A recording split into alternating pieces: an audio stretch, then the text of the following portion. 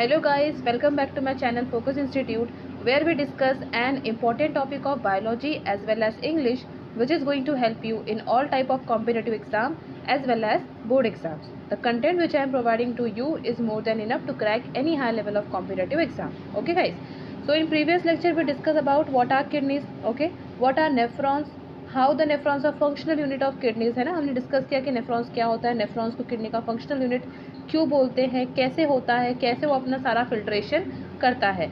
आज हमें इस लेक्चर में डिस्कस करना है आरबीसीज के बारे में. आरबीसीज के बारे में इसलिए क्योंकि आरबीसी वर्ड सबने सुना है. जब भी हम बायोलॉजी का कोई भी कंसेप्ट पढ़ते हैं, आरबीसी, जहाँ तक अगर बॉडी की बात कर रहे हैं, ह्यूमन फिजियोलॉजी की बात कर रहे हैं, तो आरबीसी तो आता ही आता है. लेकिन एग्जैक्ट आरबीसी होता क्या है, ओके, आरबीसीज कहाँ बनते हैं, आरबीसीज कैसे बनते हैं, आरबीसीज का काम क्या होता है, आरबीसीज में क्या होता है, ये सारी चीज़ें आपको A to Z पता होना ज़रूरी है. ओके और एग्ज़ाम पॉइंट ऑफ व्यू से तो ये इंपॉर्टेंट है ही. अगर जब एग्जामिनर्स को लगे कि मुझे बहुत ही ज़्यादा डीप क्वेश्चन पूछना है, तो आरबीसीज में क्वेश्चंस आरबीसी हो गए या डब्ल्यूबीसी हो गए, प्लेट्स हो गए, इसमें से डीप क्वेश्चन वो ज़रूर उठा सकता है. ओके तो देखिए आरबीसीज क्या होता है. आरबीसी पता करने से पहले हमें दो टर्म्स यहाँ पे लिखे हुए दिख रहे होंगे, एक है हिमेटोपोइसिस और एक है हिमेटोलाइसिस, है ना.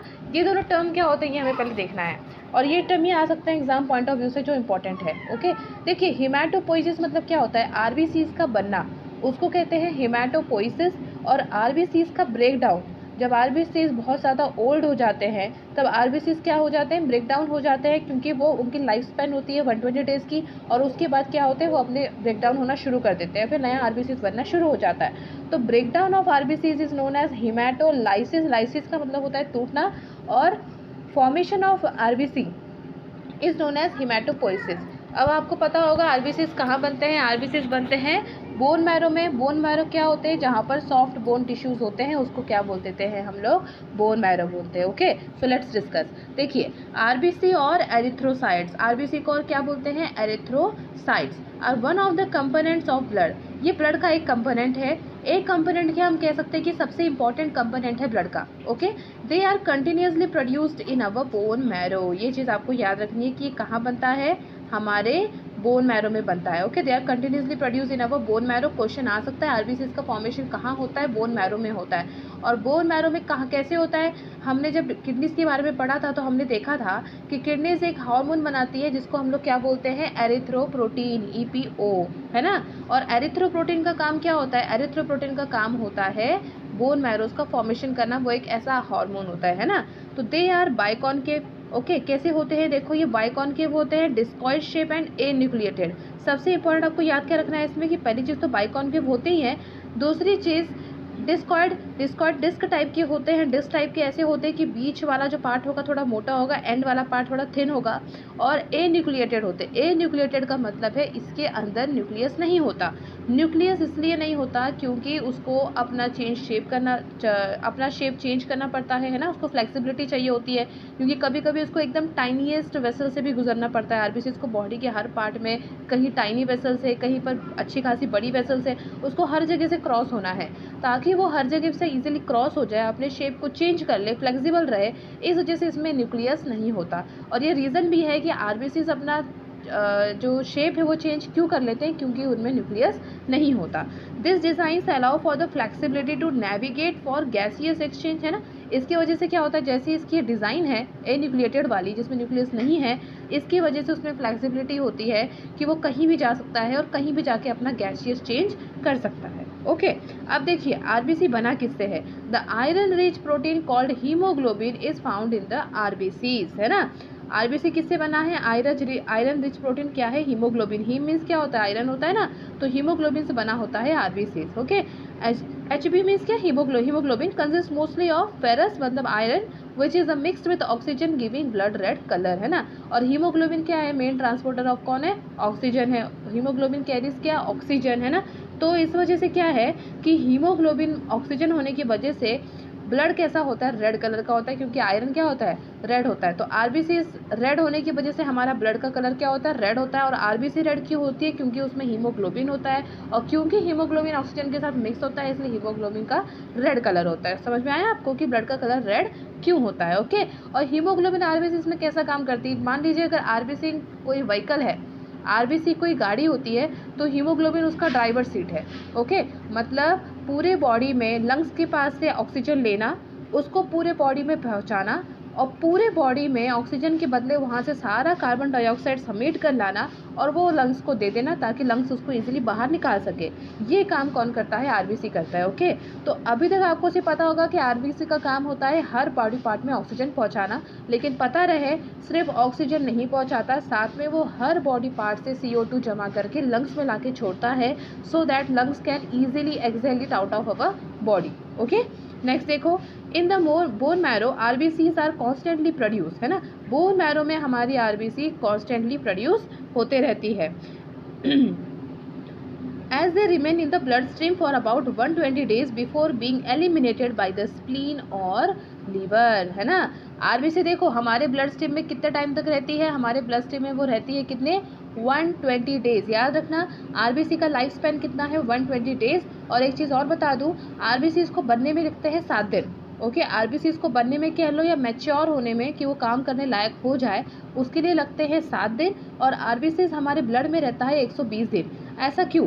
क्योंकि आरबीसी के पास पहली चीज़ तो न्यूक्लियस नहीं होता, है ना। दूसरी चीज़, आरबीसी के पास जो एनर्जी होती है वो कंटिन्यूसली काम करता है, उसको रुकना नहीं होता है, इसलिए 120 days is more than enough उसको काम करने के लिए, है ना। उसके आगे फिर उसकी कैपेसिटी खत्म हो जाती है। और देखिए यहाँ पे क्या लिखा है? एलिमिनेटेड बाय स्प्लीन और लिवर। एग्जाम में बहुत क्वेश्चन आता है कि आरबीसी का ग्रेव यार्ड क्या है, आरबीसी का कब्रिस्तान क्या है ना, क्योंकि आरबीसी कहाँ पे खत्म होते हैं? स्प्लीन में या तो फिर लिवर में। मोस्ट तो आप याद रखो स्प्लीन ही होता है। अब आपके मन में क्वेश्चन आ रहा होगा कि स्प्लीन क्या होता है। देखिए स्प्लीन क्या होता है? हमारे बॉडी का एक सबसे बड़ा, आप कह सकते हो कि लिम्फेटिक ऑर्गन क्या है? स्प्लीन है। हमारे बॉडी का सबसे बड़ा लिम्फेटिक ऑर्गन होता है स्प्लीन। इसका काम क्या होता है? मेन इसका काम होता है ब्लड को फिल्टर करना। जब ये ब्लड को फिल्टर करता है तो उसमें से जितने भी डिस्क्रेडेड आरबीसीज होते हैं, मतलब जितने भी खराब आरबीसीज होते हैं, जो पता है उनको कि अब इसका काम खत्म हो चुका है, उसको ये क्या कर लेता है? अपने पास ट्रैप कर लेता है, रख लेता है। अपने पास रहने के बाद, अपने पास लेने के बाद जो इसके पास मैक्रोफेजेस होते हैं, मैक्रोफेजेस क्या होते हैं? WBC होता है, टाइप ऑफ WBC, जिसका काम होता है जो हमारे बॉडी के हार्मफुल चीज़ें हैं, बैक्टीरियाज है, उन सबको अपने अंदर खा लेना, इंगल्फ कर लेना। तो जो मैक्रोफेजेस है वो क्या करते हैं? इन आरबीसीज को, जो खराब आरबीसीज है, उनको वो क्या कर लेते हैं? अपने अंदर ले लेते हैं, इंगल्फ कर लेते हैं, और इस प्रोसेस को बोलते हैं फैगोसाइटोसिस। क्या बोलते हैं गाइस? फैगोसाइटोसिस। तो ये काम क्या होता है स्प्लीन का, इसलिए स्प्लीन को क्या बोलते हैं? आरबीसी का कब्रिस्तान बोलते हैं। ओके, स्प्लीन में क्या होता है? स्प्लीन का पहले चीज़ तो काम मैंने आपको बताया बॉडी में ब्लड को फिल्टर करने का होता है। तो इसमें 2 सेक्शन होते हैं स्प्लीन में, याद रखो 2 सेक्शन होते हैं। एक होता है आपका क्या?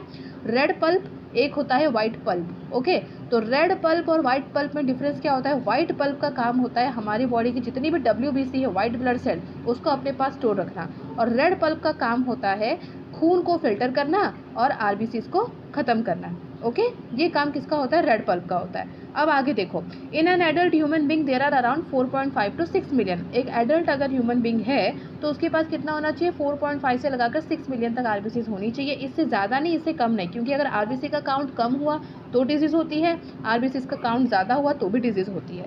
अब देखिए फंक्शन क्या है? It is involve in the transporting oxygen to various tissues and organs of the human body. मैंने अभी आपसे कहा इसका काम क्या होता है? ऑक्सीजन को पूरे बॉडी में क्या करना? ट्रांसपोर्ट करना, साथ ही में पूरे बॉडी से CO2 लेना और उसको लंग्स तक पहुंचाना ताकि वो इजीली हमारे बॉडी से एक्सेल आउट हो सके। क्लियर है? नाउ देखो आरबीसी का life span, it has a life time of 100 to 120 days. मैंने अभी आपको बताया कि 100 से 120 दिन का इसका लाइफ टाइम होता है, क्योंकि कंटिन्यूसली इसको काम करना है। न्यूक्लियस इसके पास है नहीं, जब तक इसके पास एनर्जी होगी तब तक वो काम करेगा। तो 100 to 120 days is more than enough. Okay, then they are eliminated via the circulatory system.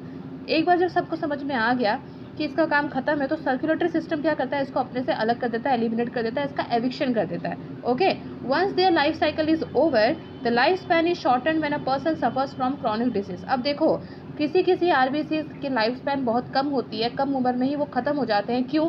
अगर आपको कोई क्रॉनिक डिजीज है, मतलब पुरानों से सदियों से चलती आ रही डिजीज जिसको बोलते हैं ना, उसको क्रॉनिक डिजीज, मतलब लंबे समय से जो आपको कोई बीमारी चलते आ रही है, तो उससे आपकी बॉडी कमज़ोर हो जाती है। उस डिसीज से क्या होता है? आरबीसी आपके कम होने लगते हैं। फिर आप जो डॉक्टर के पास जाओ तो वो क्या कहते हैं? आपकी रेड ब्लड सेल्स क्या हो चुकी है? कम हो चुकी है, उसको बढ़ाना पड़ेगा, है ना। The haemoglobin becomes fragile and starts to degenerate, क्योंकि अगर आपको कोई डिजीज़ हो जाती है तो आपका हीमोग्लोबिन कमज़ोर हो जाता है और धीरे धीरे वो ख़त्म होना शुरू हो जाता है। The RBCs are engulf by the macrophages, है ना, जो मैंने अभी आपको बताया कि स्प्लीन में क्या होते हैं, मैक्रोफेजेस होते हैं। मैक्रोफेजेस क्या है, डब्ल्यूबीसी है, जिनका काम है हमारे बॉडीज में से जितनी भी टॉक्सिन या फिर बैक्टीरिया या फिर गंदे पदार्थ है उसको अपने अंदर ले लेना। तो मैक्रोफेजेस क्या करता है, जो खराब आरबीसीज है या जो ओल्ड आरबीसीज है उसको अपने पास को ले लेता है। The haemoglobin are separated by the haemoglobin are separated and salvaged for other uses in body, है ना। हीमोग्लोबिन अलग हो जाता है और फिर जब एक बार इसको मैक्रोफेजेस ने ले लिया फिर वो बॉडी में अदर यूजेस के काम आता है या फिर हमारे बॉडी से आप कह लो कि क्रिएट आउट हो जाता है। ये काम किसका होता है, आरबीसीज का होता है। तो आरबीसीज में आपको क्या क्या याद रखना है बच्चा, कि आरबीसीज कहाँ बनते हैं, बोन मैरो में बनते हैं। आरबीसीज कहाँ पर ग्रेवयार्ड है उसका, कहाँ पर ख़त्म हो जाते हैं आप कह रहे हो, तो वो है स्प्लीन। आरबीसीज का लाइफ टाइम कितना होता है, 120 डेज। आरबीसीज कब मैच्योर होती है, 7 डेज में मैच्योर होती है ना। और जब आरबीसीज आपकी कमज़ोर होने लगती है तो आपकी बॉडी में देखो कैसे डिजीजेस आती है, या तो आपको हो जाएगा एनीमिया। अब आप कहोगे एनीमिया क्या होता है, एनीमिया क्या होता है कि आपके जो ब्लड है उसमें जो ऑक्सीजन ले जाने की क्षमता होती है जब वो कम हो जाती है तो आपको बहुत ठंडा, आपको बहुत थकान महसूस होती है, और ये क्या करती है, धीरे धीरे आपके आरबीसीज को कम करती है। आरबीसीज कम करने के मैं आपको कारण बता रही हूँ। दूसरा होता है आपका ब्लड लॉस, ब्लड लॉस से भी आपकी आरबीसीज क्या हो जाती है, कम हो जाती है। कैंसर है, कैंसर से भी आरबीसी कम होती है। कभी कभी बोन मैरो में ही आपका डिसऑर्डर हो जाता है तो आरबीसी कम होती है, और कभी कभी आपके स्प्लीन में प्रॉब्लम होती है तो आरबीसी क्या हो जाती है, कम हो जाती है। ओके, तो this where what about we discuss is about RBC. Okay, next lecture में हम पढ़ेंगे about WBC and then platelets. So if you like my video guys, please like, share, subscribe more and more, comment, and don't ever forget to subscribe my channel. Just stay tuned with me and stay connected with my family. Thank you for watching my video.